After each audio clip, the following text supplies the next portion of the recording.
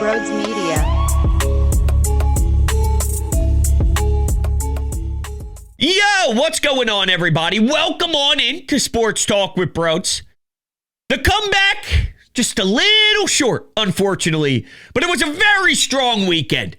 I was very proud of this club, and I love their fight to the very end. It does suck because I want to see them grab the sweep badly, and I want to see them give us that extra sweetener, because the name of the game is to always take 2 out of 3 whenever you get the chance, and when you do that, it's hard to be angry, but I want to see a different element from this group. I want to see them take 3, all 3 against a good team, just to give us more flavor, just to give us more juice, just to add more flair. Is that too much to ask? Now, I understand the circumstances are very difficult when you go down 7-1 and Ranger could barely pitch out of the stretch and he lost his command. It was rough. He was 6 feet off the plate a bunch of times. It was gross. It was really difficult to watch. So when you fall behind like that and then you have to rely on your bullpen to keep you in the game, which is always scary, they did it, which is nuts.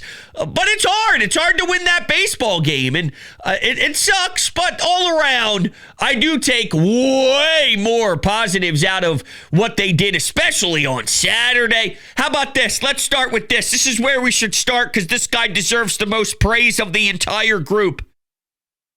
Aaron Nola! Are you fucking kidding me? 6 shotty! Didn't allow a homer. Oh, I'm told all he does is allow homers. And this is following that beautiful effort in Chicago where he went 7 and only allowed 1 earned run. He only walked 1 guy in Chicago. He only walked 1 guy against Arizona. This is his last couple of starts. And he did all this with a stiff neck. My man woke up. He probably got a little dirty in the sheets the night before with the missus. He probably went down and enjoyed a nice how do you do. And then before you know it, you wake up, oh, damn, I got a tight neck. I was going to town. I don't feel so good. But I got to take the ball anyway. All right, Topper, what do you need? Oh, what's that? We went 5 and I threw 95 pitches, but you want me to go more? Don't mind if I do. Don't mind if I go 109. My off speed is doing filthy things. My 2-seamer is catching the inside part of the dish to left-handed hitters. Oh, Nola!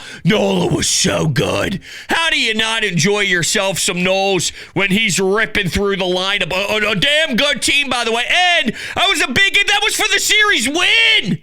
Following Friday night, where in the 7th inning, I thought the Phillies stole the game. They robbed them blind in daylight.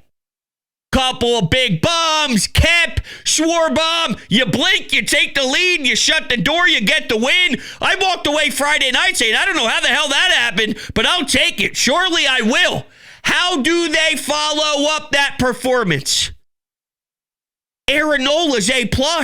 Aaron Nola's on his A game. And right from the 2nd inning, boom! Kick him in the testicles! You're up a few runs, JT. Now you're up 6. Then you go up 7. Through 4 innings or so, it's 7-0. That's what I'm talking about. And outside of the JT Realmuto ridiculous defensive effort game against the Dodgers earlier in the season, Saturday might have been my favorite game of the year. If they pulled off this comeback, it would have obviously been this one. But Saturday, through the meat and potatoes of the action, I was all on board. It got drawn out a little bit towards the end there because it was such a big lead. But when they established who they were on that given day and it was that sexy, I'm like, this is perfect. This is what I asked for. This is what I need. I loved it. Absolutely loved it. And you think about what went down on this Sunday. I almost need a couple of hours to process it. I mean, I'm really excited that Bryce was able to go opposite field and show off his power. It's been way too long since he hit a homer. But then the 10th comes around, and he's got the game on the line. And in the 9th inning, he also had a pretty big AB. Him and Trey swinging at a pitch that was over his damn head to strike out. Bryce is watching a pitch go down the plate there, and there's your first 2 outs of the inning. God bless this group, because I watched Bohm, I watched some of the other cats be able to produce on the base paths to keep you invested, to keep you involved, to push this things to extra innings. But for as great as Bryce was to show some life, because he's been down in the dumps, he's been looking terrible. He's having a misplay over at first base, and the ball's going right through him, and he just looks so out of the Bryce Harper norm that I am kind of confused on what's happening here. With all that going down, I finally see an opposite field bomb like that. I'm getting jolted. But then the 10th comes around. There's a few base runners on.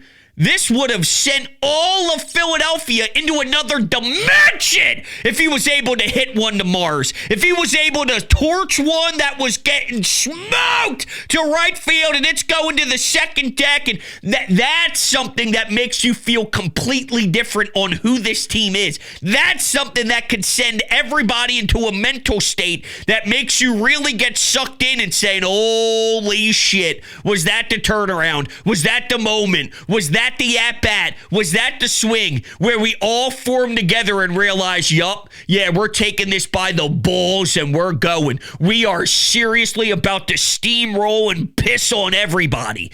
But no. And I needed Bryce to follow up that first at-bat of the game to add some more. I needed that. I did. Could you imagine? Knowing the struggles, there was a broadcast clip, and I forget which Kepler home run it was. It was either one of the 2 Kepler home runs, Schwarber's home run, or JT's home run. It was during either Friday or Saturday. I forget what game it was. But the broadcast showed the bench, and it was the moment they hit the bomb, and they're trotting around the bases a little bit. The team's showing excitement. The ballpark's going crazy. Yo, Bryce Harper was staring into the abyss, not even paying attention. Now, truth be told, we all get that moment in life, right? Where you're just not really embracing what's going on around you. Then your wife probably says, hey, did you hear what I said? And then you lie and you go, oh, yeah, I heard what you said, babe. I heard what you said, hon. And then you go, what did I say? And then in the back of your mind, you're like, God damn it. Now I got to figure this thing out. You mentioned something that was 5 conversations ago, thinking maybe you might be on the money, or you pull it out of your rear end, you get it right, and then you take a deep breath. I don't know. But we've all zoned out before. But it's hard to imagine when your team is in the middle of a big series against the Diamondbacks, who you hate. And you're always going to have PTSD because of what went down a couple of playoff series ago. And one of your teammates rocks one. You think even if you are zoned out, the natural flow of the fans standing up and screaming and going nuts and going bonkers in the dugout. Everyone's leaving their feet, going up to the, to the railing there. You think you pop back into life. Nothing. Just staring like a zombie. And he's probably that lost. I didn't hear that clip of Taryn Hatcher until a couple of days ago on the NBC Sports Philly broadcast, where she was discussing how there were a bunch of different coaches who all got to choose their own version of a timing drill, and they all went to work with Bryce Harper, and they all got to do whatever they wanted, and he was just there doing what they wanted. And all these different coaches, all this information, all these timing drills, all getting flooded his way. Whoa. If Bryce is going to that extreme, whoa.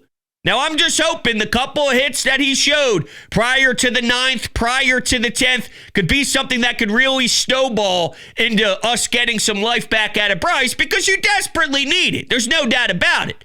Here's one thing that I'll say, though, and I don't think that this is ridiculous. They're sitting here now with, what is their record? Maybe 19-16 off the top of my head. They are They are 19-15. If Bryce Harper was to be, I'm not going to tell you Aaron Judge, okay, hitting 450. But if he was to be hitting 280 instead of flirting around 225, 230 or something along those lines, I don't think this team is much more than 19-15 to this point. I think that that really does describe who they are and what they've done. And I don't think if he was a better version, like, I'm not giving this Phillies team 6 more wins, making them 25 and whatever it would be. They're not a 25-11 type of group because Bryce Harper's just not living up to his standard. Does that make sense? So no matter how they got here, I think what they show record-wise is probably a fair tell on who they are. It's just been a weird start on how they've gotten here, but I don't think the record poorly describes them. I think it perfectly kind of describes them. I think they're a 19-15 type of team. They always do things that aggravate me. Unfortunately, for as much as I do take away a bunch of positive stuff out of this series, like Nola, like Luzardo, like he did on that Friday where he was battling, wasn't his best stuff, but how do you look on a day where you have some bases filled and occupied and there's traffic, and how do you dance around those innings while limiting the damage? There was so much good stuff here. There's always a few things that's just stupid, embarrassing, pathetic baseball. Like JT Realmuto making the final out over at third. This guy's been around baseball for 1 billion years. He's one of your pros pro. He's one of your guys that has so much knowledge. Rojas just got benched. Forget what Rob Thompson said in the pregame, postgame. Oh, nah, he's sore, this and that. Shut up. He's not sore. He played the next day when you put him in as a defensive replacement because Cal Stevenson is doing 3 steps and he's getting turned around, danced around, he's falling apart, ball's hitting the wall, hitting his glove, he can't make a catch. You were getting boned and screwed with Cal Stevenson out there, so you put Rojas in the game and he makes a spectacular elite catch into the wall. But my point is, when Rojas just a couple days ago gets his ass benched when he's actually been playing pretty decent baseball, how do you do that, JT? How do you make the out over at third, JT? Maybe you win this game if you don't do that, JT. And what makes Rob Thompson tick the most is he's angry that he feels that someone was blocking the bag. Blocking the bag? How about your team's dumb? How about your team's stupid? Your team is not smart. That stuff aggravates me. It just happened. And even if it didn't just happen, it's something JT Realmuto should know. You do not make the final out over at third base, especially with the way things were going there. You had all the momentum. You were grooving. Your team had all the life. You're at home. The ballpark is feeling itself, and it's got some run here. Let's maximize it. You can't be getting gunned out at third, and he did. But Rob's not mad at his own guy. He's not mad at his own player who clearly failed right after he had to bench a younger player for not knowing fundamentals of the game. I don't understand that. And I could also make the argument, I need to see the replay again to be fair. But Trey Turner not being able to turn 2 in the 9th, I'd have to go back and look. Yes, there's a speedster over at first running, but it was a very awkward and sloppy transfer as well, trying to turn that double play. And maybe the scoring is different late. You got to be able to execute late with some of these things. But look, I mean, the game was trending into one of those directions where it was unwatchable, right? Nobody's even paying attention to base runners. You're going from second to third if you're the Diamondbacks because no one's even looking and no one's even covering any bases. And I believe it was Perdomo who was on the bases at that point, but he's just running around. I mean, that's lazy stuff, guys. Come on. You got to be better than that. So that's the type of stuff that's always going to linger with this group because I just don't think they're a smart group on the diamond. At the same point, though, when it seems to be getting out of hand, they gave you everything. They left it all out there on the field to try and get this as close as humanly possible. And they were right there. They were right there. They just needed a little bit more. And maybe some of their decision-making of going back to Jose Alvarado has to do with the poor roster construction. I think they're trying to get too cute with the starting rotation thing. It's very simple to me. And this is now the 1,000th time I'm going to sit here and explain it. Prior to Ranger Suarez being back, Your starting rotation was phenomenal. Phenomenal stuff. You don't need to mess around with it. Your bullpen, not good. Not phenomenal. Ranger, help out bullpen. Simple fix. I think they're trying to get too cute, too creative. Taiwan's role in the pen is going to be silly. Ranger's role in the pen would be significantly more important and more useful. I don't know if Ranger hits a wall. It looked like he lost his stuff. He can't even pitch when there's guys on base. I know his stuff is good when he's locked in, but if he's locked in for an inning or two, then boom, what about a seventh? What about a seventh, eighth? What about a ninth? What about a bullpen every other night where we can use you on a almost night-to-night basis and get a couple of wins because of your strength? Instead of having to go to a Carlos Hernandez, we can go to Ranger. Instead of having to ask Jose Alvarado to do another inning, why don't we go to Ranger? To me, it's simple. He's got nasty stuff. I think Ranger Suarez is extremely dependable in those spurts. I'm saying this because I actually think he could be tremendous out of the pen. But they're trying to make this work. I keep getting hit with this. Broads, it's a good problem to have. Too much good starting pitching. Let them work out of it. Yeah, but are they trying to bang their head against the wall to get a fix here? There is a such thing as overthinking, overcomplicated, and just trying to do too much when the answer is sitting right in front of your face here. Then I'm getting hit with all these remarks of, you got to trade Taiwan. You got to maximize his value. I actually think with the way the organization views this season as we're trying to make a push to win a World Series, I think he benefits the team being here more than he doesn't. Yeah, but what about his money and his contract, and how does that limit you with other decisions? If Taiwan Walker's contract next year limits their decisions after they're going to be paying Kyle, I'm sure, and they figure out this JT thing, listen, I think Taiwan actually, I can't believe I'm saying this, but he benefits you more here than he does not here based off of what we've seen. I don't think trading, first off, who's trading for Taiwan in this deal? And what would you get? Would you be getting back? Because I keep getting hit with, what if we can get bullpen help? Well, if you bring in a bunch of Jose Ruiz's and Carlos Hernandez's and those guys, I don't need those guys. We already know those guys don't work. Those guys don't work. I'm not trading Taiwan for that. I like the idea of keeping Taiwan in the damn starting rotation and having Ranger go to the pen at that point. That's your best way to do this. And Ranger was asked, and this was through the translator, though, that I want to be a starter. It was very clear that he mentioned starting, but I'll do what's best for this team, whatever it takes to help this group win a championship. I don't know if that was Scott Morris whispering in his ear exactly on how to handle this publicly, knowing the market, knowing the fan base, just knowing how he would react. So say what you got to say to make everybody happy and appease sort of the fan base or whatnot. And we'll work behind the scenes here to make sure we get you the payday that you're looking for as a starter.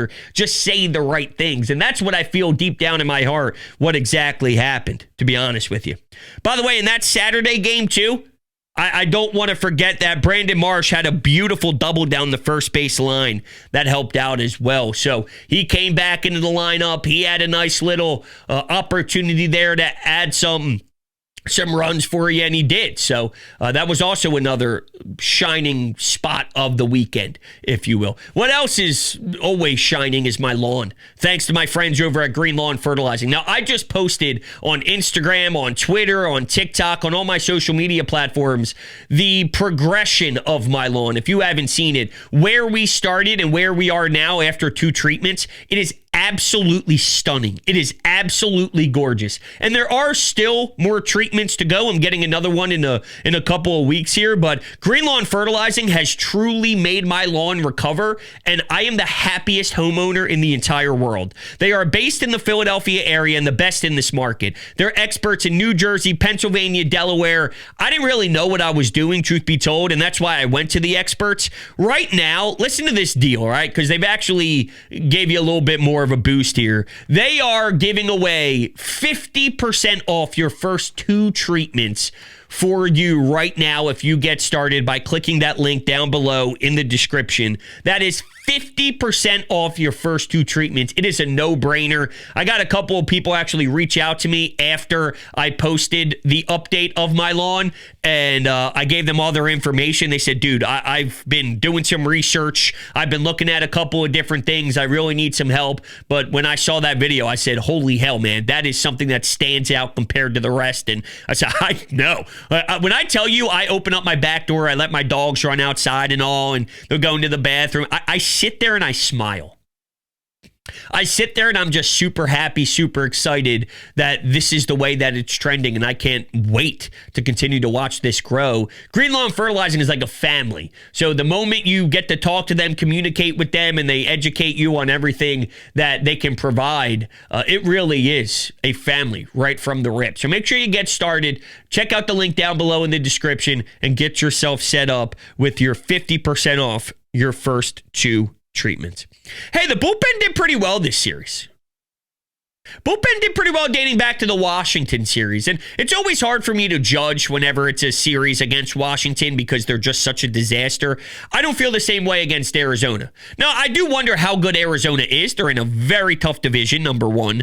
Number 2, they did just go to Queens and beat the New York Mets, so they did just take care of business against one of your division rivals who's leading the NL East, so they are obviously very capable of doing some significant damage. So the fact that you were able to have a response and follow up your great play at home in front of your home fans. Now I'm starting to look at maybe what they do when they're away from CBP compared to what they do when they're in front of their home fans. And as much as I think about that, then I go back to Game 6 and Game 7 against this very same team in the NLCS. But there is clearly a significant difference from when they are away from their home fans. They are 6-9 in every other ballpark. They are 13-6 when they play at CBP. And now they're going to obviously have an off day, and then after their off day, they are facing the Tampa Bay Rays. They're facing the Cleveland Guardians before returning home. So a couple of away series. The Rays are about a 500 baseball team, just under 500, and the Guardians are really good. They're 6 games above 500 right now. So just a little note here looking ahead, and they have Sunday Night Baseball as well, it looks like, against Cleveland to wrap up that series on the 11th. For whatever that's worth. Okay, let's take a couple of phone calls on the Anytime Hotline, shall we? Bros, Phillies go forward, 4-2 on this homestand, and so unfortunate they had to lose today's game. I mean, they were down 7-1. They nearly came back. Now the bullpen issues kind of came to bite them in the butt, but there's a couple things I want to go over with this team. First is Johan Rojas. He was out there starting today. I've been very critical of him in the past. However, when this guy is playing at his best, he is very good defensively. You saw the play he made in the first game, and he's been decent at the plate over the past couple of weeks. I wish we could get this all the time. And as Marsh comes off of the injured list, it does feel like Rojas earned the opportunity to platoon with Marsh and wasn't just handed the job because Rojas was hurt. And that was always going to be my question with any Johan Rojas in the lineup stuff. Secondly, Ranger Suarez, he just didn't have it today. First game off of the injured list, it happens. But with Taijuan Walker going to the bullpen, this should help the starters out. This should give the Phillies an emergency backup, an emergency backpack kind of guy, which they haven't had. So they shouldn't be stretching their starters out so they can go later on in the year. I need more out of Bryce Harper, though. He homered today. I needed him to do something in that ninth when the team really needed him, and I, quite frankly, feel like I can't stop being hard on him until he starts performing like a top 20 player. Yeah, that's fair. I don't have any issue with that. Now, a few things. I don't like that Taijuan role. I just don't think you're maximizing your roster the best way to make the team the best version it could be if that's how you're using Taijuan Walker. I don't know. I don't love it. Your Rojas thing, though, here's how I'm kind of having an internal debate and conflict with myself about this. When it comes to center field, and just when it comes to this team in general, I've been very open about me not having maybe the biggest belief in the world long-term about them having the smarts, having the shortstop defensively, having the bullpen to win a World Series, and that's always the goal. But at the same time, am I going to watch every single game through that lens of they can't win a World Series, they can't win a World Series, they can't win a World Series? No, because I don't even want to do that for my own sake and my own sanity. So when it comes to center field and I watch Rojas do what he does, look, he's playing better, right? He's making good defensive plays outside of whatever the hell happened that other night between him and Trey and all, and him misreading a couple of balls. He made that awesome play running into the wall. He's definitely doing better with the bat as of late. He's doing better now to earn that gig, to earn that run, to earn some opportunities to get some real playing time. And I acknowledge that, and I appreciate that in the moment. But I don't think any of these options they're trying out in center, Marsh, Rojas, any of it, I don't think that's the long-term answer. So it's hard for me to appreciate Rojas in the short term. Hey, he's hitting 300. Oh, that's great. I mean, is he a 300 hitter if he's an everyday center fielder over 162? No. Do I think he's good enough if he's a center fielder who plays every day and he's out there? No, I don't. I don't. But at the same time, to your point, he's playing good baseball right now. So when I sit here and I watch this team, that's sort of what I have to balance internally myself when I talk about some of the flaws. Same thing with this bullpen, right? Because I sit here and say, hey, the bullpen did pretty well over the series against Washington, over this series now, and maybe they're not as bad as what they showed when Romano was getting lit up with like a 13 ERA, and maybe they're not that egregious, but they're also not good enough to win a World Series. So how do I watch them on a day-to-day basis? When they do well against Arizona, I acknowledge it, but I still don't think they're even close to having the amount of answers they need desperately, whether they find guys in AAA, whether they make a trade at the deadline, whether they put Ranger Suarez in the pen, and that's one of your internal fixes. I'm not sure what they do, but Dave Dombrowski has a lot of work to do. So how do I balance the right now when I watch them do their job? When I watch them be efficient? And I know you started off the call by saying, the bullpen kind of ruined us. And as much as they did at the end when you were really getting to the thin margins here with your bullpen, at the same time, when you're down 7-1 and then you fight back into this game and make it what it is, I don't know. I mean, they scored their final run in the fourth and didn't score. It was 7-1 after the fourth, and then nothing happened until the ninth when Jose Alvarado came in. But with Jose Alvarado, this is the issue of when he's constantly out there. 30 pitches again. And he went out there for a second inning with him. So he's just going to have a noodle arm by the time the year gets to the thick of the situation. So that's sort of how I feel on majority of the points you mentioned. The Bryce stuff, yeah, we got ways to go. The issue with the Bryce stuff is I'm concerned in the short term. I think this may last a little longer than it should, and quite frankly, we're already at that point. It's already lasted longer than it should. So I do think eventually he'll find his groove because he's Bryce Harper and he's too good of a hitter. And I was actually having some fights with callers over the last 24 hours about he needs a day off, and I go, no. Guys like Bryce, they choose.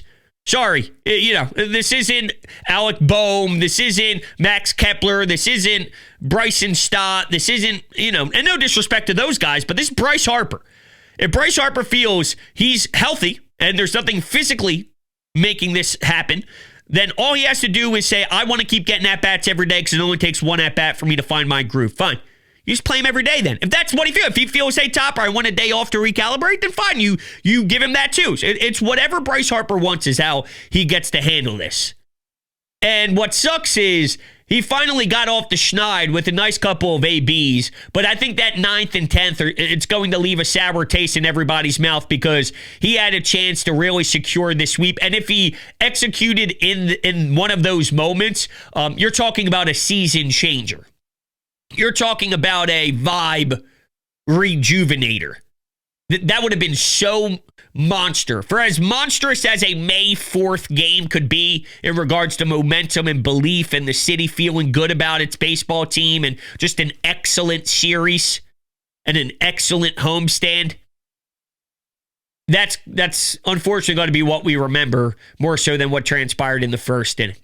All right, we'll take one more call here. God, what is our fucking bullpen doing, man? we really, really need to do something about our bullpen because we should have absolutely won that game. Our bullpen is hurting our team right now. It's kind of cancer if you think about it. But that's all. Yeah, listen, the bullpen is definitely a huge target here. No doubt about it. Bullpen's one of the big issues they have here. They got a couple of different issues, and one of them is that. Am I the only one that doesn't feel... And I get it. Look, Carlos Hernandez, that extra inning, it got rough, and having to go to Alvarado is probably more telling about how bad this bullpen really is, going to him for that second inning. But I don't know. I don't look at this game as, wow, the bullpen ruined this game for you. I just don't feel that way. If anything, I think the bullpen gave you a shot to even force this thing to extras. And then I guess once it got to the extras, it got a little rough there. But listen, your top dogs had a chance to hit in the 10th with base runners on to do the damage. Your bullpen isn't your strength. Hitting, in theory, should be part of your strength. So I really don't knock the bullpen in this game. But watch, I'll knock them soon. Trust me. But I just don't feel that in this game, even though Carlos Hernandez stinks. All right. With that, thank you guys all so much. I greatly appreciate it. Listen, it's going to be a weird week for me. I'm filling in for John Johnson. He's on vacation. He's out of the country. He's doing this whole trip. He was telling everybody on the air about it. So I know Italy and some other destinations may be involved or whatever. But I'm going to be doing a lot of overnights over the next, every day this week and then a couple of days next week as well. So my sleep schedule is going to be a little out of whack. It's going to be a little out of sync. So I'm going to do my best here as I can on Broads Media. I'm going to upload as much stuff as I can from WIP to Broads Media as well. So I'm just going to do my best. All I'm saying is my sleep schedule is going to be super crazy, doing 2 a.m. to 6 a.m. So just bear with me for the next week or so. And yeah, if you can, would love to hear from you over there as well. Always love kind of double dipping with everyone who appreciates what we do here and also on the radio. You guys are the best. I love you. With that, go Phils, and I'll talk to you on the next one.